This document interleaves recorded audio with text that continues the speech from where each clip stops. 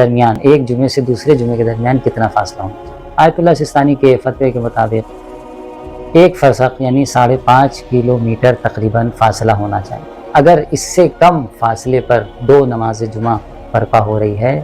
تو اس میں جو پہلے شروع ہوگی وہ صحیح ہے، جس کی تکبیر پہلے ہوگی وہ صحیح ہے، اور جس کی تکبیر بعد میں ہوگی وہ باطل کہلائے۔ اس لیے مومنین کی ذمہ داری یہ ہے کہ اس فاصلے کی رعایت کریں۔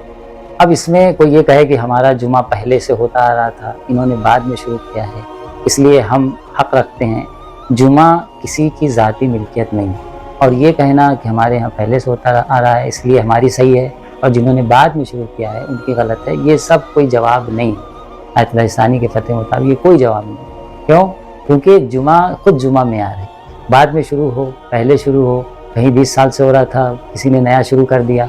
اس کا حل اور صرف مومنین کا آپس میں بیٹھ کر مصالحت کرنا کہ اگر دو جمعہ ٹکرانے لگا، کہیں پہلے ہو رہا تھا کسی نے بعد میں شروع کر دیا، نہیں کرنا چاہیے، لیکن اگر کر دیا تو آپس میں بیٹھ کے حل کریں، بھائی ایک جمعہ آپ کے یہاں ہو جائے، ایک جمعہ ہمارے یہاں ہو جائے، یا پھر یہ کہ کوئی نہ پڑھے کہ ایسا جمعہ کہ جس کے بارے میں پتہ ہی نہیں کہ کس کی تکبیر پہلے کہے گی، ممکن ایک ہفتہ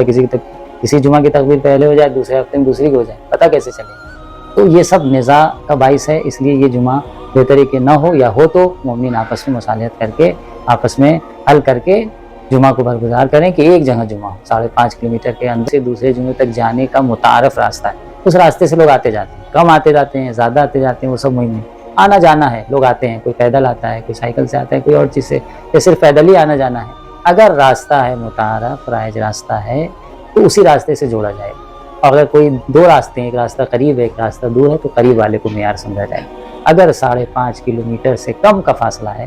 تو حقیقت میں دیکھا جائے تو اس میں سے کوئی جمعہ صحیح نہیں ہے، کیونکہ ہمیں پتہ ہی نہیں کہ کس کی تکبیر پہلے کہی گئی